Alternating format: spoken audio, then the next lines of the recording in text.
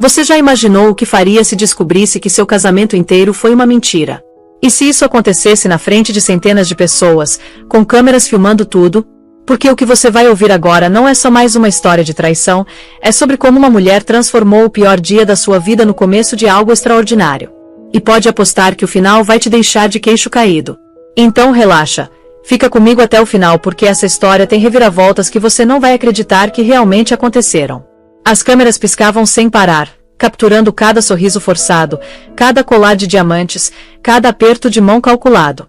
No centro de tudo isso estava um homem que a cidade inteira conhecia. Marcos tinha construído um império do zero, e todo mundo sabia disso. Ele era daqueles caras que quando entra num lugar, todo mundo para pra olhar. Sabe aquele tipo? E naquela noite, ele estava acompanhado. Mas não era a esposa dele no braço dele. E do outro lado do salão, escondida entre as sombras e as mesas decoradas, estava Clara. 6 meses de gravidez. 6 meses carregando o filho dele. E ali estava ela, assistindo o marido rir, se inclinar para perto de outra mulher, tocar o braço dela como se fosse a coisa mais natural do mundo. Naquele momento, Clara sentiu algo quebrar dentro dela. Não foi dramático. Não teve barulho. Foi silencioso. Como quando você deixa cair um copo de cristal em câmera lenta e vê cada pedacinho se despedaçando antes de tocar o chão. O Hotel Imperial sempre foi famoso pela gala de caridade anual.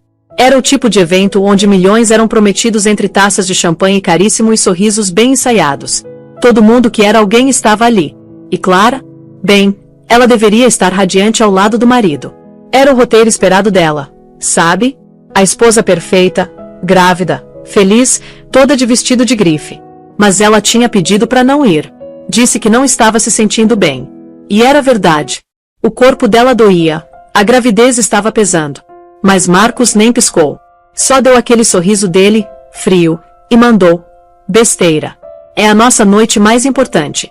A imprensa vai querer te ver. Só sorri e fica bonita. Você faz isso tão bem. Não foi um pedido.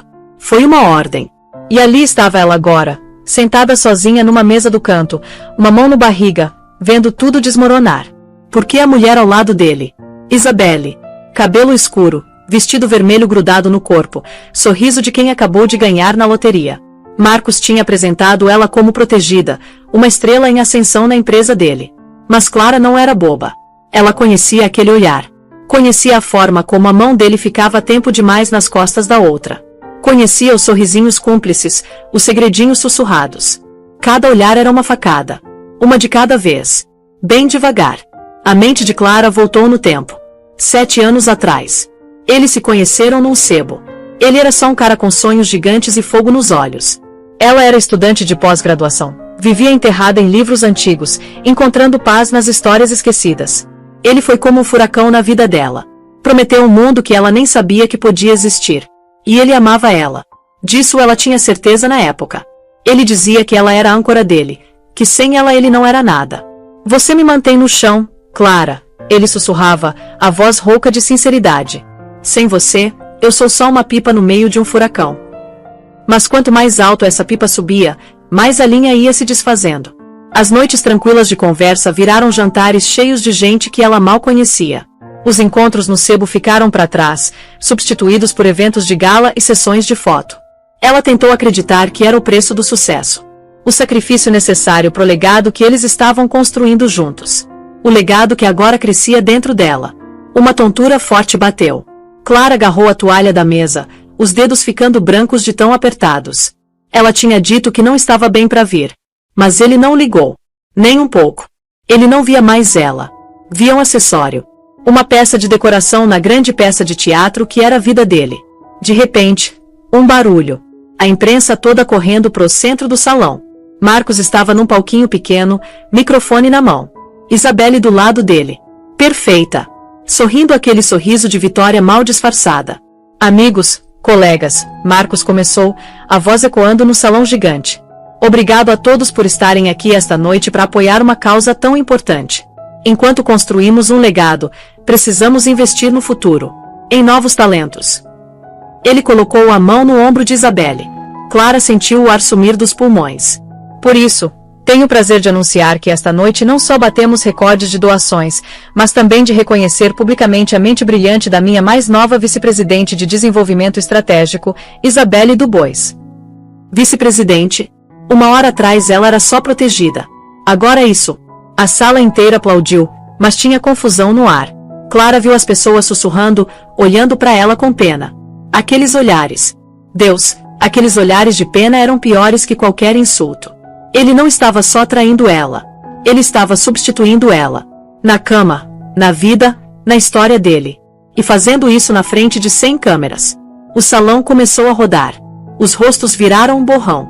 Clara se viu sendo exatamente o que todo mundo esperava. A esposa grávida, patética, enganada. Um clichê ambulante num vestido de grife. O peso do julgamento de todo mundo caiu em cima dela como uma tonelada de tijolos. Por um segundo aterrorizante, ela achou que ia desmaiar. Precisava sair. Agora. Se levantou tropeçando, agarrou a bolsinha pequena e foi cambaleando para a saída. Ninguém tentou parar ela. Ninguém pareceu nem notar. Ela era um fantasma saindo da própria assombração. O ar gelado da noite bateu no rosto de Clara como um tapa, devolvendo o fôlego que ela nem sabia que tinha perdido.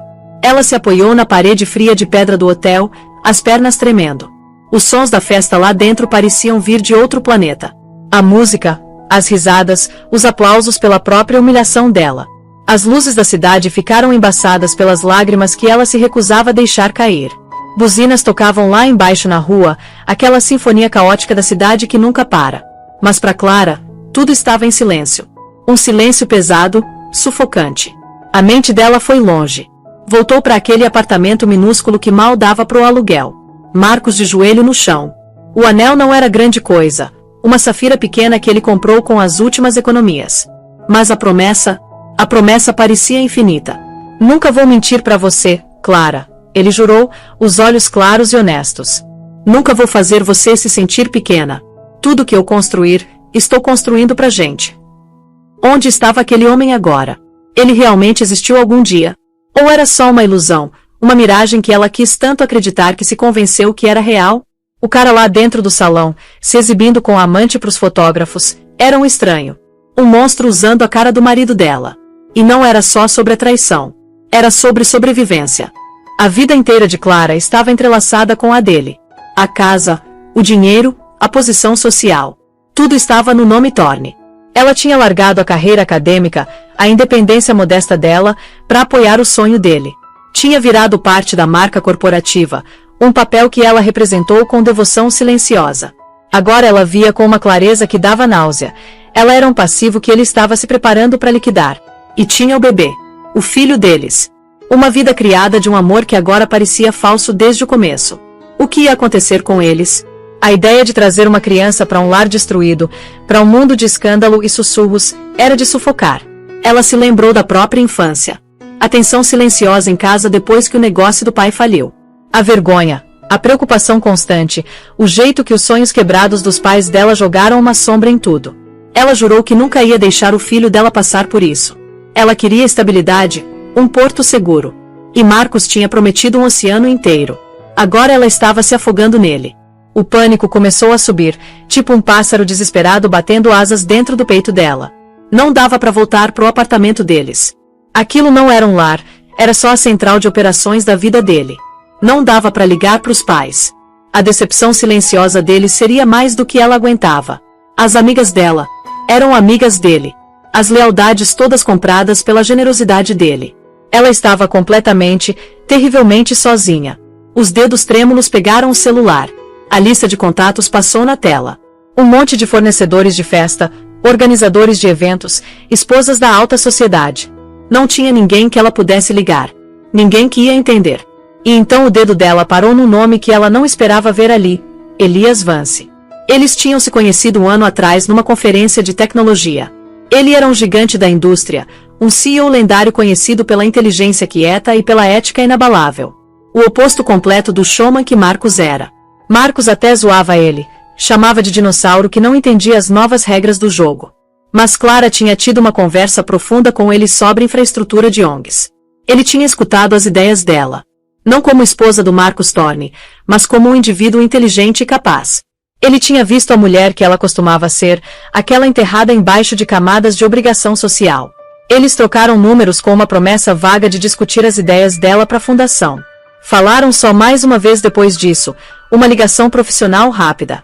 Ligar para ele parecia loucura. Desespero. O que ele podia fazer? Mas o nome dele na tela representava algo que ela precisava desesperadamente. O mundo fora do controle do Marcos. Ele era talvez a única pessoa que ela conhecia cujo poder e influência rivalizava ou até superava o do marido dela. Mas de um jeito completamente diferente. Marcos tinha medo dele, ela percebeu. Não pelo dinheiro, mas pela reputação. Respirando fundo, ela apertou o botão de ligar. Tocou 2 vezes, o som ecoando o batimento frenético do próprio coração dela. Ela ia desligar, convencida que era um erro idiota, quando a voz dele veio na linha. Calma, firme e surpreendentemente gentil. Clara, está tudo bem. Ele parecia preocupado, não irritado pela hora. A pergunta simples, a nota genuína de preocupação na voz dele, quebrou ela por completo. Um soluço escapou, um som cru e rasgado. Não, ela sussurrou, a palavra mal audível. Nada está bem. Ela não precisou explicar tudo. Ele pareceu entender imediatamente. Onde você está? Ele perguntou, o tom mudando, ficando mais focado, mais protetor. No Imperial. A gala. Fica aí. Não sai daí. Vou mandar um carro para você. Vai ser uma sedã preta, e o motorista vai saber meu nome. Não entra em nenhum outro veículo. Entendeu? As instruções eram claras e precisas. Uma corda de salvamento no caos da mente dela. Sim, ela conseguiu dizer. Bom, a gente vai resolver isso, Clara. Você não está sozinha. Ele desligou. Clara escorregou pela parede de pedra fria, o telefone apertado na mão. Pela primeira vez na noite toda, uma faísca minúscula e frágil de algo além do desespero acendeu dentro dela. Ele não tinha oferecido conversa fiada ou pena. Tinha oferecido um plano. Um primeiro passo. Enquanto esperava nas sombras, vendo o fluxo infinito de carros de luxo levando e trazendo a elite da cidade das suas vidas brilhantes, ela sabia que a vida antiga tinha acabado. A promessa que Marcos fez naquele sebo estava quebrada sem conserto. Mas quando os faróis de uma sedã preta viraram a esquina, ela se perguntou se, talvez, só talvez, uma vida nova estava prestes a começar. O interior do carro do Elias Vance era um santuário de silêncio e couro macio. Deslizava pelas ruas iluminadas da cidade com uma eficiência quieta que era o oposto completo dos carros esportivos chamativos e personalizados do Marcos. Clara olhava pela janela. As luzes da cidade um borrão de neon e dourado, o reflexo dela uma imagem pálida e fantasmagórica sobreposta ao mundo que passava correndo. O motorista, um homem discreto de terno escuro, não fez uma única pergunta. Só segurou a porta para ela e ofereceu uma garrafa de água antes de se esconder atrás de uma parede de silêncio profissional. A mente dela era um redemoinho. Por anos, ela tinha aceitado a narrativa do Marcos sobre a vida deles. Ele era o visionário, o arquiteto do sucesso deles, e ela era parceira devotada, a guardiã do lar. Ele vivia dizendo o quanto sacrificava por eles. Trabalhando até tarde, correndo riscos, carregando a pressão imensa do império dele. Ele tinha moldurado a vida de facilidade dela, os almoços de caridade, o guarda-roupa de grife, o exército de funcionários, como um presente que ele dava para ela. Mas agora a moldura estava quebrada, e ela via a imagem pelo que realmente era. Não era um presente. Era uma gaiola. Ele não estava se sacrificando por eles. Ele estava sacrificando ela pelo ego insaciável dele. Ela pensou no sorriso triunfante da Isabelle. Aquilo não era um caso sórdido simples. Era uma jogada estratégica. Isabelle era mais nova, mais ambiciosa, uma mulher que refletia a própria ambição dele de volta. Ela era um ativo comercial, uma nova aquisição brilhante que ele podia exibir para o mundo. Clara, com o intelectualismo quieto dela e a gravidez crescente, representava uma fase diferente da vida dele. A fase que ele estava ansioso para deixar para trás. Ela era legado, família, estabilidade. Ele queria disrupção, adoração e conquista. O carro entrou na garagem subterrânea de um arranha-céu elegante e minimalista numa parte mais tranquila e refinada da cidade. O motorista levou ela para um elevador privado que abria direto num apartamento cobertura enorme. Não era nada parecido com a casa dela, que era decorada com os gostos ostentosos do Marcos. Ouro polido, tecidos pesados e arte moderna escolhida pelo valor de investimento. Esse espaço era diferente. Cheio de livros, móveis confortáveis e bem usados, e janelas grandes que ofereciam uma vista panorâmica de tirar o fôlego da cidade. Elias Vance estava parado perto da janela, de costas. Não estava de smoking, mas num suéter de cachemir simples e calças escuras. Ele virou quando ela entrou, a expressão dele de preocupação empática profunda. Não tinha olhares de pena, não tinha palavras condescendentes. Obrigado por vir, ele disse, a voz tão calma e firme quanto tinha sido no telefone. Posso pegar algo para você? Chá, água. Ela só balançou a cabeça, puxando o chale mais apertado nos ombros, se sentindo de repente pequena e exposta. Desculpa ter incomodado você, ela começou, a voz tremendo um pouco. Eu não sabia quem mais ligar. Você fez a coisa certa, ele disse gentilmente. Por favor, senta. Ele apontou para uma poltrona de couro macia. Não sentou do outro lado numa posição de poder, mas num banquinho próximo, criando uma sensação de espaço compartilhado, de igualdade. Viu anúncio online, ele disse, a voz baixa. A promoção. Foi uma jogada ousada. Ele escolheu as palavras com cuidado, deixando ela definir o tom emocional. A represa da compostura dela finalmente quebrou. Lágrimas escorreram pelo rosto, quentes e silenciosas. Ele fez na frente de todo mundo. Ela sussurrou, a vergonha lavando sobre ela de novo. Ele quer que eu suma. Ele está tornando tudo tão público, tão humilhante, que eu não vou ter escolha a não ser desaparecer quietinha. Elias escutou, o olhar firme. Não interrompeu, não ofereceu platitudes vazias. Só deu espaço para ela falar, para colocar a verdade feia e aterrorizante para fora. Quando ela terminou, as palavras dela pairando no ar quieto da sala, ele finalmente falou. Minha mãe estava numa posição parecida há muitos anos. Ele disse, a voz pegando uma qualidade distante e triste. Meu pai era um homem de sucesso. Não na escala do Marcos, mas ele era poderoso no mundo dele. Ele controlava tudo. As finanças dela, as amizades, a vida. Quando decidiu que queria uma esposa nova, tratou minha mãe como um investimento fracassado. Deixou ela quase sem nada. Ele parou, a dor antiga visível nos olhos. Eu vi ela lutar. Vi ela reconstruir a vida das cinzas, tijolo por tijolo doloroso. Jurei que nunca ia ficar parado vendo isso acontecer com outra pessoa boa. A confissão foi inesperada. Um vislumbre do coração de um homem que o mundo conhecia só como um CEO reservado e calculista. Isso forjou uma conexão instantânea e poderosa entre eles. Ele não estava ajudando ela por pena ou por alguma vantagem estratégica contra um rival de negócios. Estava ajudando porque tinha visto essa história antes. Sabia como terminava se a protagonista ficasse lutando sozinha. Marcos acha que tem todas as cartas, Clara. Elias continuou, a voz recuperando a autoridade quieta. Homens como ele, que constroem impérios em cima de imagem e intimidação, têm uma fraqueza crítica. Eles são patologicamente apavorados de serem expostos pelo que realmente são. Conseguem lidar com um divórcio bagunçado e privado. Não conseguem lidar com o acerto de contas público. Ele se inclinou ligeiramente para frente. Então a pergunta não é o que ele vai fazer com você. A pergunta é, o que você vai fazer com ele? Era uma pergunta que ninguém tinha feito para ela em anos. A vida dela tinha sido uma série de reações às decisões do Marcos. A ideia de tomar uma ação, de escrever o próprio roteiro, era aterrorizante e eletrizante ao mesmo tempo. Eu não sei, ela admitiu, a voz pequena. Eu não tenho nada. Ele controla todos os bens. Nosso acordo pré-nupcial é blindado. Assinei sem nem pensar. Elias acenou devagar com a cabeça. A maioria dos pré-nupciais tem cláusulas. Cláusulas de moralidade, cláusulas de infidelidade. Normalmente são difíceis de fazer valer. Mas um espetáculo público como o de hoje muda a equação. Ele parou, o olhar penetrante. Mas não é sobre o dinheiro. É sobre a sua vida. A vida do seu filho. É sobre retomar o seu poder. Ele se levantou e foi até uma escrivaninha elegante de mogno. Voltou com uma pasta fina de couro. Antes de você entrar na vida do Marcos, você era uma pesquisadora brilhante, Clara. Tinha uma bolsa garantida na Fundação Nacional de Humanidades. Estava num caminho para uma carreira distinta. Ela olhou para ele, atônita.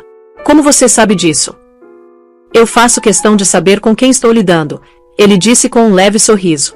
Li sua tese de mestrado. Era extraordinária. Ele pausou, deixando o peso das palavras dele afundar. Aquela mulher ainda está dentro de você. Só estava dormente. Está na hora de acordar ela. Ele colocou a pasta na mesinha ao lado dela. Você tem opções. Mais do que pensa. Pode desaparecer como ele quer. Ou pode voltar naquele salão e lembrar ele e todo mundo de quem você é. Não como esposa dele, mas como você mesma. Ela olhou do olhar firme e sincero dele para a pasta. O coração batendo forte, uma batida frenética de medo e uma esperança selvagem e desconhecida. Pela primeira vez, ela viu um caminho através da escuridão. Uma estrada estreita e traiçoeira que não levava à rendição quieta, mas a um destino da própria escolha dela. A escolha, ele tinha deixado claro, era dela. E só dela. Clara passou a hora seguinte na solidão quieta do escritório do Elias Vance. A pasta de couro ali na mesa na frente dela, fechada. Parecia a caixa de Pandora, cheia de possibilidades maravilhosas e terríveis ao mesmo tempo. Por anos, a vida dela tinha sido definida por um conforto sufocante. Um ritmo previsível de compromissos sociais e gestão doméstica. Agora estava na beirada do desconhecido, e a vertigem era de tontura. O telefone dela vibrava sem parar na mesa. Uma sequência de mensagens frenéticas do Marcos iluminando a tela. Onde você está? Você causou uma cena saindo daquele jeito. As pessoas estão falando, Clara. Isso é constrangedor. Me liga agora. As mensagens não tinham fingimento de afeto. Eram comandos frios e afiados de um homem cujo controle estava escapando. Não tinha pedido de desculpas, não tinha preocupação com o bem-estar dela. Só raiva pela desobediência dela. Lendo aquilo, algo dentro dela mudou. Os últimos vestígios da mulher que amava ele, que arrumava desculpas para ele, desmoronaram, deixando para trás uma determinação mais dura e mais clara. Ele não era só um marido falho. Era um narcisista. Um valentão que confundiu a natureza gentil dela com fraqueza. Respirando fundo, ela abriu a pasta. Dentro não tinha documentos legais ou extratos financeiros como ela esperava. A primeira página era uma cópia da tese antiga de mestrado dela. A página de título levava o nome de solteira dela. Embaixo tinha impressões de e-mails de anos atrás. A oferta da Bolsa de Humanidades. Uma carta brilhante de recomendação do professor favorito dela. Uma nota de parabéns da reitoria. Era uma cápsula do tempo de uma vida que ela tinha abandonado de bom grado. O fantasma da mulher que ela poderia ter se tornado. A próxima sessão tinha informações detalhadas sobre a Fundação Thorne. Mas não era o folheto público de crianças sorridentes e grandes declarações. Era um detalhamento do funcionamento interno. O financiamento. Os membros do conselho. E mais importante, as ineficiências operacionais. Elias tinha destacado vários projetos que estavam com desempenho ruim, mal gerenciados, ou existiam mais por relações públicas do que por impacto real. Era a fundação que Marcos tinha construído. Mas era falha, igualzinho ao criador. O documento final era uma página única, recém-impressa. No topo dizia, a Iniciativa Fênix. Uma proposta. Era um plano detalhado e meticulosamente pesquisado para um novo empreendimento sem fins lucrativos. A missão era fornecer financiamento inicial, mentoria e apoio legal para mulheres forçadas a sair de relacionamentos abusivos ou controladores, ajudando elas a reconstruir as carreiras e a independência. Era um projeto para transformar dor em poder. Era brilhante. Era tudo o que ela acreditava. E na parte de baixo da página, sob o título Diretora Fundadora, estava o nome dela. Clara. Ela finalmente entendeu a estratégia do Elias. Não era sobre uma batalha pública de divórcio bagunçado lutada nos tabloides. Não era sobre destruir Marcos. Era sobre construir algo novo. Era sobre redirecionar a narrativa. Não como a esposa desprezada, mas como líder. Fundadora. Uma mulher de substância reivindicando a própria identidade. A jogada de poder definitiva não era tirar do Marcos. Era criar algo que ele nunca poderia tocar. Ela se levantou, o corpo vibrando com uma energia nervosa que parecia menos medo e mais propósito. Foi até o espelho grande no banheiro adjacente do escritório. A mulher olhando de volta estava pálida. Os olhos vermelhos e sombreados de exaustão. Mas pela primeira vez em muito tempo, ela viu uma faísca do fogo antigo ali. Alisou o vestido. Passou o batom de novo com mão firme. Arrumou uma mecha de cabelo solta de volta no coque elegante. Estava colocando a armadura. Quando saiu do escritório, Elias estava esperando. Ele estendeu a mão. Não para pegar a dela, mas para oferecer a pasta. É uma ideia ousada, ele disse, o olhar procurando dela. Vai exigir coragem. Ele não me deixou outra escolha, Clara respondeu, a voz baixa mas firme. Pegou a pasta. Ele espera que eu corra e me esconda. Espera lágrimas e histeria. Não vai esperar isso. Não, Elias concordou, um brilho de admiração nos olhos. Não vai. Ele olhou pro relógio. Ele vai fazer o discurso principal em breve. O grande finale da noite triunfante dele. Então acho que não devemos nos atrasar pro espetáculo, Clara disse, um sorriso seco e sem humor tocando os lábios. A volta pro Hotel Imperial foi diferente. O silêncio não era mais de santuário, mas de antecipação. Era o silêncio de uma tempestade se formando logo além do horizonte. Quando pararam na entrada principal, os manobristas e porteiros olharam fixo. As expressões misturando surpresa e confusão. A esposa desprezada tinha voltado. E não estava sozinha. No braço dela estava Elias Vance. Um homem cuja presença quieta comandava mais respeito que toda a bravata estrondosa do Marcos. Eles atravessaram o saguão principal. Uma onda de sussurros e cabeças virando seguindo no rastro deles. O ar crepitava com tensão repentina. Clara manteve a cabeça erguida. Os olhos fixos para frente. A mão descansando na barriga. Não era mais só uma mulher. Era uma mãe protegendo o futuro do filho. Era uma guerreira indo pro campo de batalha. Quando chegaram na entrada do salão, dava para ouvir a voz do Marcos amplificada e autocongratulatória ecoando de dentro. E é esse compromisso com família, com legado, com construir um futuro melhor que é a pedra angular da Fundação Thorne. E na verdade, a pedra angular da minha vida. Clara parou. A mão na maçaneta ornamentada de bronze da porta. Olhou pro Elias. Uma pergunta silenciosa nos olhos. Ele só acenou. Um olhar de apoio inabalável no rosto. Ele era o aliado dela. A testemunha. Mas essa era a luta dela. Ela empurrou a porta e entrou de volta na jaula do leão. O salão inteiro pareceu prender a respiração. Cada cabeça virou para a entrada enquanto Clara e Elias entravam na luz. A mudança na atmosfera da sala foi instantânea e palpável. O murmúrio educado da multidão morreu, substituído por um silêncio espesso e carregado de expectativa. No palco, Marcos gaguejou no meio da frase. O sorriso praticado e charmoso dele congelou no rosto. Os olhos travaram na Clara. Depois piscaram pro homem ao lado dela. Choque puro e não filtrado registrou primeiro. Rapidamente seguido por uma fúria escura e possessiva. Por um momento, o mundo pareceu se mover em câmera lenta.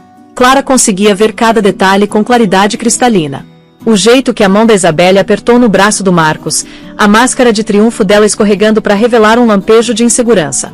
O brilho ganancioso e animado nos olhos dos jornalistas, que já estavam levantando as câmeras. Os rostos chocados e fascinados da elite da cidade, testemunhando a implosão do casal poderoso perfeito. Marcos se recuperou rápido. O treinamento de mídia dele entrando em ação. Deu uma risada apertada e forçada. Ah, aí está você, querida, ele disse no microfone, a voz perigosamente suave. Estava ficando preocupado. Precisou tomar um ar, imagino. Estava tentando retomar a narrativa. Pintar ela como uma mulher emocional, instável, grávida. Mas Clara não seguiu o roteiro dele. Ela não correu pro lado dele. Não encolheu sob o peso de 1000 olhares fixos. Em vez disso, começou a andar devagar e deliberadamente em direção ao palco. Elias meio passo atrás dela. Um guardião silencioso e imóvel. Ela não parecia com raiva ou histérica. Parecia serena. A compostura dela um contraponto perturbador para a tensão crua na sala. Os olhos do Marcos se estreitaram. Clara, o que você acha que está fazendo? Ele sibilou, a voz baixa o suficiente para só quem estava no palco ouvir. Mas o microfone captou a borda ameaçadora. Ele deu um passo para frente como se fosse interceptar ela. Para removê-la fisicamente do holofote dele. Foi então que Elias se moveu. Não em direção ao Marcos, mas simplesmente se posicionando no pé do palquinho pequeno. Uma barreira sutil mas inconfundível. Ele não disse uma palavra. Não precisava. A presença dele sozinha era um checkmate. Elias Vance não era homem para ser mexido. E o apoio silencioso dele pela Clara mandou uma mensagem clara para todo mundo assistindo. Ela não devia ser tocada. Clara parou diretamente na frente do palco, olhando pro marido dela. O homem que ela amou uma vez. O pai do filho dela. Sentiu uma pontada de tristeza. Não pela vida que estava perdendo, mas pelo homem que ele tinha falhado em se tornar. Você estava falando sobre legado, Marcos, ela disse, a voz quieta mas ecoando no silêncio mortal do salão. Firme. Sem lágrimas que ele esperava. Estava falando sobre família. Sobre construir um futuro melhor. Ela pausou, deixando as palavras pairarem no ar. Eu lembro quando a gente falava sobre essas coisas. No nosso primeiro apartamento. Quando tudo que a gente tinha era um sonho e um ao outro. Você me prometeu uma parceria. Prometeu uma vida construída na confiança. O rosto do Marcos era uma nuvem de tempestade. Esse não é o momento nem o lugar, Clara. Pelo contrário, ela respondeu, a voz ganhando força.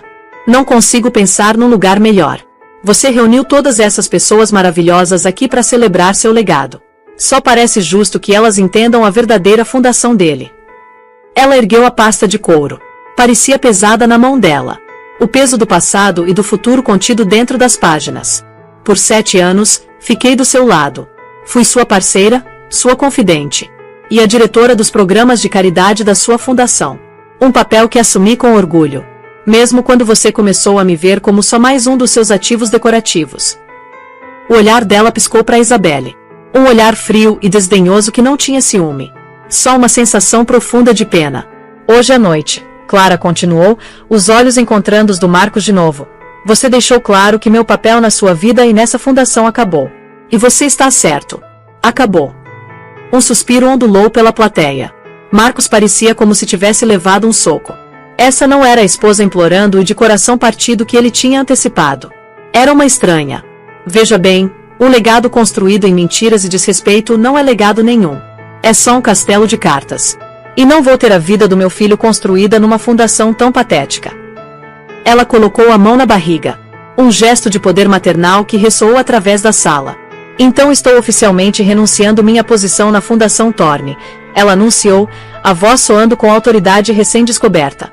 E estou anunciando a formação da minha própria. Abriu a pasta e ergueu a proposta. Vai se chamar Iniciativa Fênix. A missão vai ser ajudar mulheres. Mulheres como a sua própria mãe, Marcos, que foi deixada sem nada. A se erguerem das cinzas de vidas quebradas e construírem os próprios futuros. Vai ser uma fundação construída não em imagem, mas em força e integridade verdadeiras.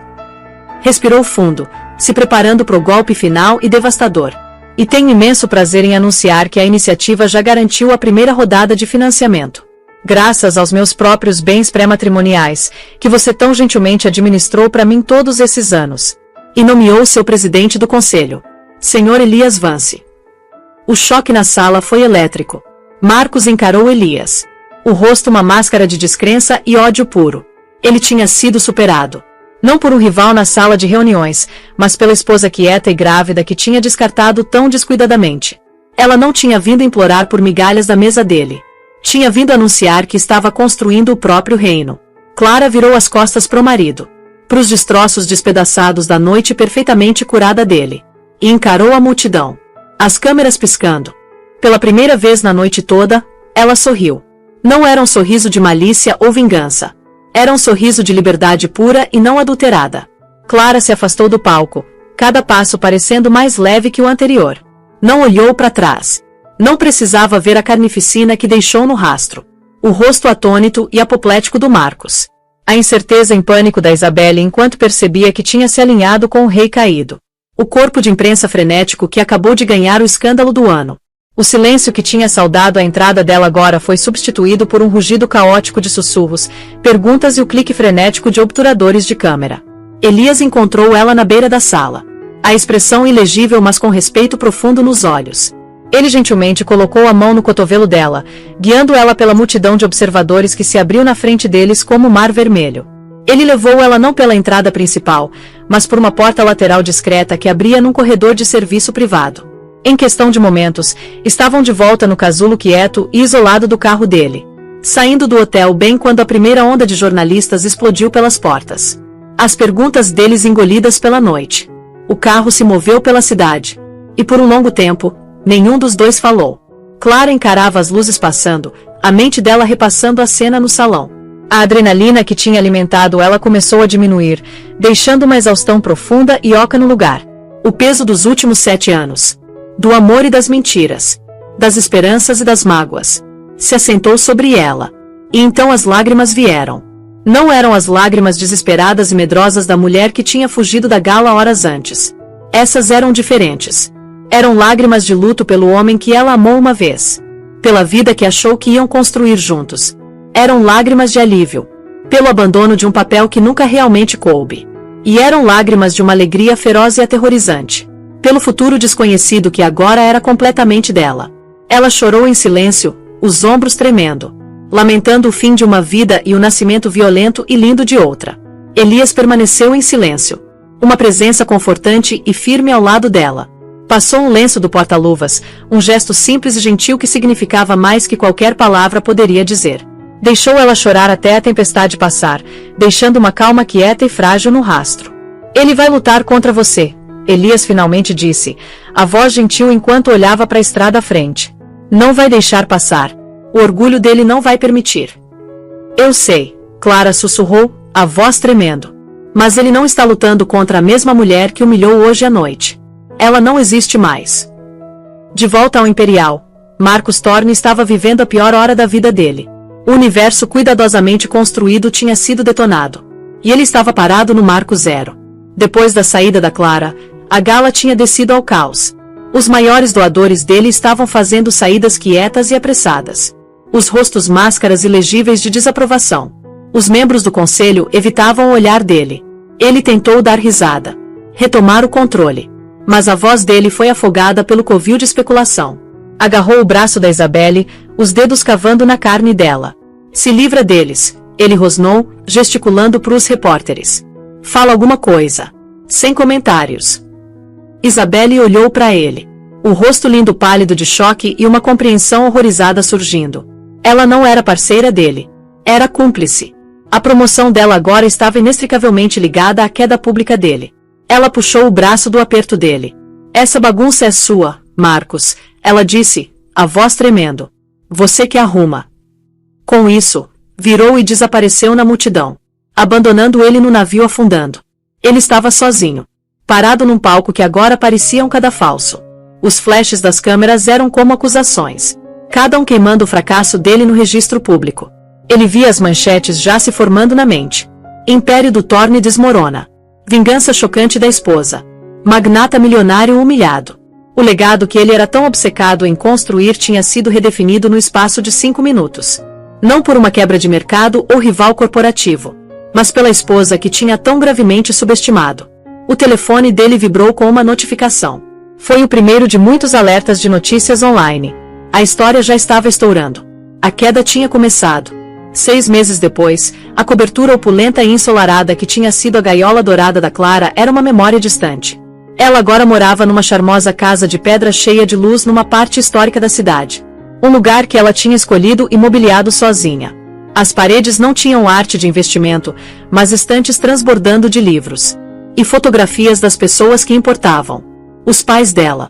As amigas mais antigas, com quem tinha reconectado. E Elias. A iniciativa Fênix, que uma vez foi só uma proposta numa pasta de couro, agora era uma realidade próspera. A sede, localizada num espaço de escritório modesto mas moderno no centro, era uma colmeia de atividade. Clara, agora pesadamente grávida e irradiando uma energia vibrante e focada, era uma líder natural. Ela se movia pelo escritório com propósito. Os dias cheios de propostas de subsídios, reuniões com clientes e sessões de planejamento estratégico. Tinha descoberto que as habilidades que tinha afiado como esposa de CEO, gerenciando cronogramas complexos, negociando com fornecedores, falando eloquentemente em funções públicas, eram exatamente as habilidades que precisava para dirigir a própria organização. Ela tinha sido uma CEO em treinamento o tempo todo. Só não sabia. A batalha legal com Marcus tinha sido tão brutal quanto Elias previu. Marcus tinha jogado o exército de advogados caros contra ela, contestando o pré-nupcial, tentando congelar os bens dela, e pintando ela na imprensa como uma oportunista instável e vingativa. Mas Clara, com a orientação quieta do Elias e uma equipe legal formidável própria, se recusou a quebrar. Ela lutou de volta. Não com difamação, mas com fatos e dignidade inabalável. A natureza muito pública da infidelidade do Marcus, testemunhada por centenas das pessoas mais influentes da cidade, tinha tornado a posição dele insustentável. No final, ele foi forçado a fazer um acordo, liberando os bens pré-matrimoniais dela e fornecendo um fundo fiduciário substancial ordenado pelo tribunal pro filho ainda não nascido deles. Ele tinha perdido muito mais que dinheiro. Tinha perdido o ar de invencibilidade. As ações da empresa dele despencaram depois do escândalo. E a reputação estava em frangalhos. O relacionamento dela com Elias tinha evoluído para uma amizade profunda e verdadeira. Ele era o presidente dela, o mentor, e o confidente mais confiável. Tinha uma química não dita entre eles. Uma corrente gentil de afeição e admiração mútua. mas nunca agiram sobre isso. Clara precisava de tempo para curar, para encontrar o próprio equilíbrio. E Elias, com a decência inata e respeito pela jornada dela, entendia isso. Estava contente em ser a âncora no porto dela, dando o apoio e espaço que ela precisava para se tornar a mulher que sempre foi destinada a ser. Numa tarde nítida de outono, uma semana antes da data prevista, Clara estava sentada no escritório novo, olhando a inscrição da primeira mulher que ia receber um subsídio Fênix. Era uma arquiteta talentosa que tinha sido forçada a sair da carreira por um marido controlador. Lendo a história dela, Clara sentiu uma sensação poderosa de conexão e propósito. Esse era o legado dela. Não um nome num prédio, mas uma corrente de empoderamento. Mulheres ajudando mulheres a se erguerem. A assistente bateu gentilmente na porta. Um pacote acabou de ser entregue para você. Por courrier. Era uma caixa pequena e elegante. Dentro, aninhado numa cama de veludo, tinha um colar simples e delicado com um pingente de safira pequeno. Era uma réplica exata do anel de noivado que Marcos tinha dado para ela todos aqueles anos atrás. Anexado tinha um bilhete escrito à mão no papel timbrado pessoal dele. Eu estava errado, o bilhete dizia. Destruí a melhor coisa que já aconteceu comigo. Vejo isso agora. O homem que te deu o anel original, aquele com sonhos e coração. Não sei para onde ele foi. Espero que, pelo bem do bebê, você me deixe ser um pai. Espero que um dia possa me perdoar. Clara segurou o colar na mão. A pedra fria descansando na palma. O pedido de desculpas estava ali. As palavras que ela tinha desejado ouvir uma vez. Mas pareciam ocas. Como uma mensagem de um fantasma. Era o apelo de um homem que estava lamentando a própria perda. Não a dor que tinha infligido. Ela pensou na jornada que tinha feito. A força que tinha descoberto dentro de si mesma. A vida nova que tinha construído das ruínas da antiga. Não sentia raiva. Nem tristeza. Sentia uma paz quieta e resoluta. Fechou a caixa e deslizou ela na gaveta da escrivaninha. Sem resposta. Ela já tinha perdoado ele. Não pelo bem dele, mas pelo dela. Perdão era o passo final para deixar ir. Mas deixar ir não significava deixar ele voltar. O futuro dela não era uma reivindicação do passado. Era uma página em branco. E ela era a única que segurava a caneta. 2 anos passaram. A iniciativa Fênix cresceu de uma startup incipiente para uma força nacionalmente reconhecida de mudança. As histórias de sucesso foram destaque em revistas e programas de notícias. Clara Torne tinha mantido o nome. Não como um link pro Marcos, mas como uma marca própria. Um símbolo do que tinha superado. Agora era uma voz respeitada no mundo da filantropia e advocacia feminina. O filho dela, Léo, era uma criança brilhante e feliz com os olhos calmos e observadores da mãe. E um sorriso que iluminava qualquer ambiente. Ele era o centro do universo dela. Um lembrete constante e alegre de por que ela lutou tão duro pela vida que eles tinham agora. Marcos era uma figura periférica nas vidas deles. Ele era pai pro Léo, como tinha pedido. Via ele nos fins de semana agendados. Supervisionados primeiro, depois sozinho, conforme provou que conseguia ser um pai responsável, se emocionalmente distante. Era um homem mudado. Mais quieto. Mais contido. O escândalo tinha custado caro, forçando uma humildade que ele nunca conheceu. Ele e Clara eram civilizados. As interações focadas exclusivamente no filho. O fogo, tanto o amor quanto o ódio, tinha queimado há muito tempo, deixando só as brasas frias de uma história compartilhada. Elias permaneceu uma presença constante e firme. Era tio Elias pro Léo. Aquele que trazia livros e ensinava a construir torres magníficas de blocos de madeira. A amizade dele com Clara era a rocha fundamental da vida nova dela. A pergunta não dita de se ainda pairava no ar entre eles às vezes. Num olhar prolongado ou numa risada compartilhada. Mas não tinha urgência. Estavam construindo algo lento e sólido. Uma fundação de confiança e respeito que poderia um dia se tornar algo mais. Ou poderia simplesmente permanecer a amizade mais importante das vidas deles. De qualquer forma, era suficiente. Uma noite, Clara estava colocando Léo para dormir. Lendo para ele uma história de um livro bem gasto de contos de fadas. Ele apontou para uma imagem de uma princesa presa numa torre. Triste, ele disse, a testinha franzida. Sim, ela está triste, Clara disse, alisando o cabelo dele. Mas sabe de uma coisa. Ela também é muito forte. E logo ela vai descobrir como construir a própria porta e sair andando dessa torre. Léo sorriu, satisfeito com esse final revisionista, e se aconchegou no travesseiro. Enquanto Clara o via adormecer, pensou na noite da gala. Lembrou do desespero sufocante. A sensação de estar completamente presa. Parecia outra vida. Uma história sobre outra pessoa. A mulher no salão tinha sido uma princesa numa torre esperando ser resgatada. Mas ela aprendeu que nenhum salvador estava vindo.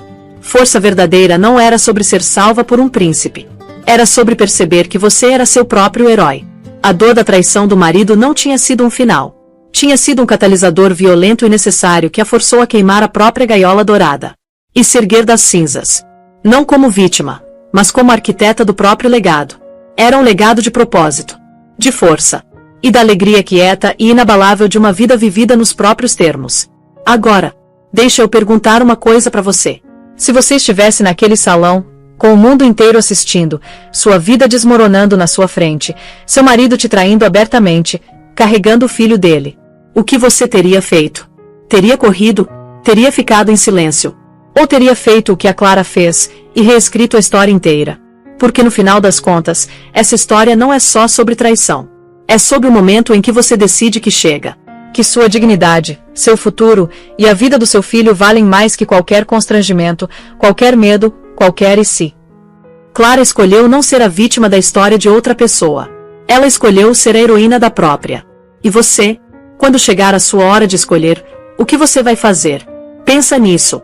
E se essa história tocou você de alguma forma, se fez você refletir, ou se simplesmente te deixou com aquele frio na barriga, deixa aquele like aqui embaixo. Isso ajuda demais o canal. Se inscreve também para não perder as próximas histórias, porque eu te garanto, tem muita coisa boa vindo por aí. E me conta nos comentários, você acha que a Clara fez certo? Você teria feito diferente? Quero saber sua opinião. Valeu por ficar até aqui comigo. Até a próxima!